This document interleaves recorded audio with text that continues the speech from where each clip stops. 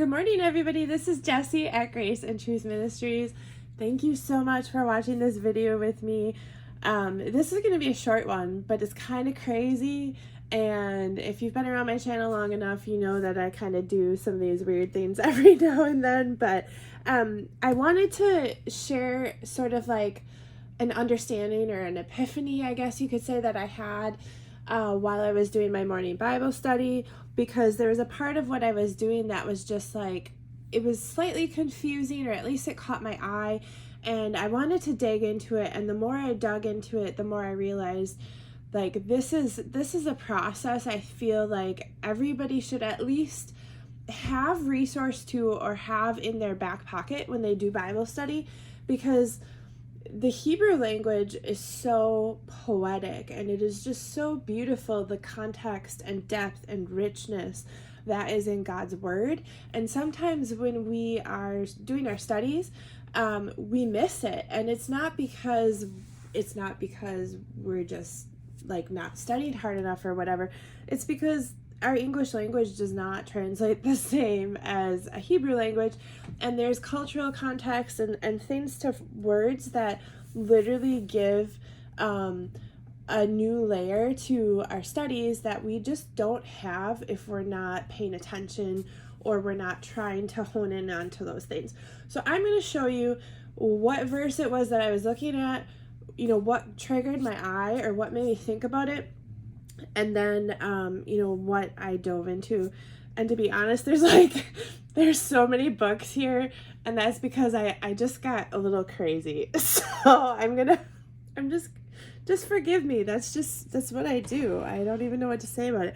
Okay, so I was reading Psalm 40, and in Psalm 40 it's a thanksgiving and a cry for help. So it's like a combination psalm. Some of the psalms follow formulas, like some of them are just thanksgiving, some of them are just praise, some of them are just petitions for help. This one is like a combination, which is pretty cool. But I wanted to show you what I saw, and it's not very far into the psalm, so that'll be helpful. But I'm just going to read the psalm itself to you, and then I'll describe, what it was that I was seeing. Okay, so it says, verse 1, I waited patiently for the Lord, and he turned to me and he heard my cry for help. He brought me up from a desolate pit, out of the muddy clay, and set my feet on a rock, making my steps secure. He put a new song in my mouth, a hymn of praise to our God. Many will see and fear, and they will trust in the Lord. So that's Psalm 41 through 3. Okay, so as I was reading that, the first thing that I thought of was, okay, he brings me up from a desolate pit, and there, he's out of the mud, he's out of the rocks, he makes me secure, and then he puts a new song in my heart. And I was like, okay, well, that's cool. He puts a new song in my heart.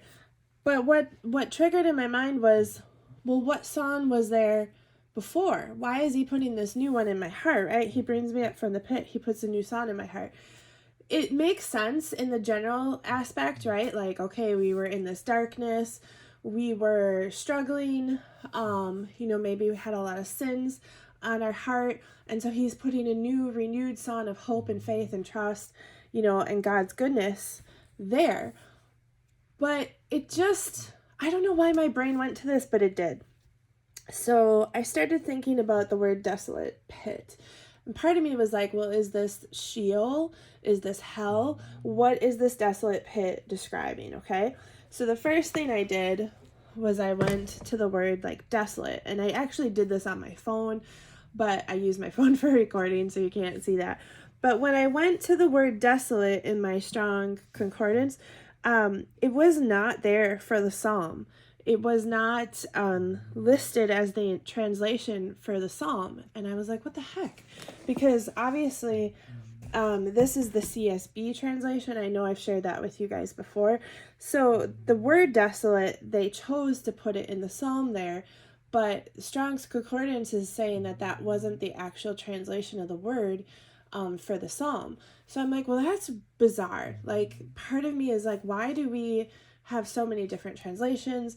I don't know. I'm not going to get into that. Like, That's not my wheelhouse. I guess in some ways I don't actually care deeply enough to go that far into it. But what I did do is I looked at like my other Bible, which this one is the Women's Study Bible, and this one had the phrase horrible pit. Okay, so it didn't say desolate, it said horrible. So I'm like, well, maybe I can find the Hebrew word under horrible.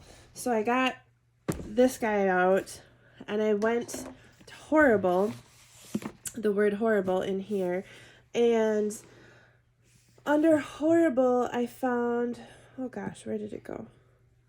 Oh, here we go. Okay. That it was there. It says it brought me out of the horrible pit, Psalm 42. So I was like, okay, great. So this was the translation that was actually in the original context. So then I went to the Strong's like number of this word, which is 7088. And oh my gosh, this is where it gets crazy. So I go over there and I read the definition of the word. Where'd you go, buddy? There it is. Okay.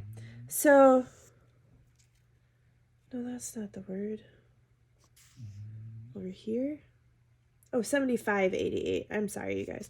Okay. So the word was this word right here, which I don't know how to pronounce it. It's kind of like Sheol. It says Sheon, Shawon. I'm not really sure how it's phrased. But the definition itself, it's honestly like terrifying. Okay, so this noise that he's talking about in 40, where he's saying he brought me up from the horrible pit, out of the muddy clay, he set my feet on the rock and made my steps secure. So that word 7588, it's an uproar, a rushing, a destruction, a horrible noise. A rushing, tumultuous, like pomp. So it's like, it's not just that he brought him out of this horrible pit. It's literally translated as the pit of noise. It's like a rushing sound that's just so overwhelming and so overpowering and just so, like, in some translations they call it the rolling pit. And so I guess what I'm trying to say there is, like, the actual connotation of the sound that this person is saying he was in, it's just chaos. I don't know if any of you are, if you watched during the pandemic when, oh gosh, forgive me because I can't remember which city it was. It was in China? Was it Shanghai? There was some city that was on lockdown. And the noise that came from the apartments, they had recordings of it, of people's just wailings and their cries.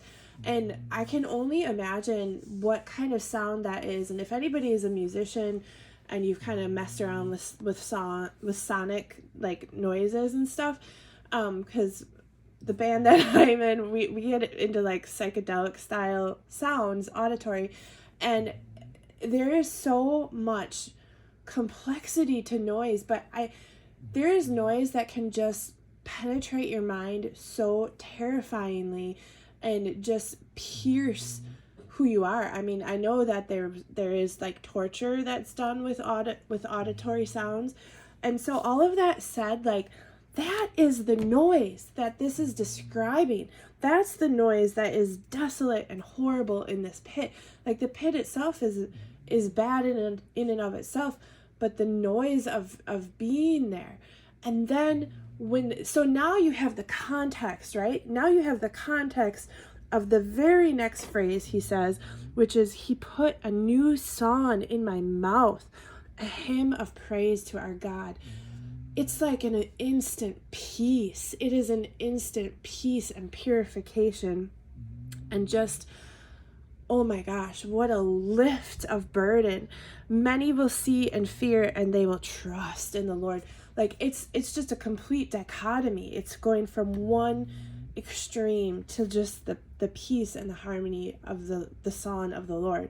And so this was like, oh, it made this verse seem so much more impactful and powerful. And I was like, I gotta share that with you guys because I feel like if you're new to studying the Bible, or if you haven't really dug into getting an app on your phone with like the Strong's concordance or anything that goes into translating the Hebrew and the Greek, I really encourage you to do it. It seems scary and overwhelming at first, but once you start to understand how to do it, and once you actually dive into it, the word of the Lord is just going to come alive in an even deeper way. It's going to be more colorful, more rich to your spirit. It's going to be more nurturing to your soul. And so that's why I thought I would share this with you guys today. Not because I wanted to go down some crazy dialogue about sonic hell, but I mean, really, realistically, I think we should know those things, right? Like it's not all sunshine and rainbows all the time. But what the Lord does show us is how redeeming he is. He gives us a new song in our heart. And even later in this psalm, when he's talking about how overwhelmed he is by his own sins, you still get the ability to see that the Lord is our rescuer and our deliverer. So I hope you guys found this helpful. Thank you so much for taking your time to watch this with me. We are in the middle of a Proverbs 31 study of the virtuous wife. And so, I hope you join me on that because I do a little bit more deep dives in there. I am going to be uploading the next one. I'm recording it today, so hopefully it'll get uploaded in the next few days. But I just appreciate being able to share this with you guys. I hope the Lord blesses your day. Let me know if you have any questions. I love you guys. Have a great day. Bye.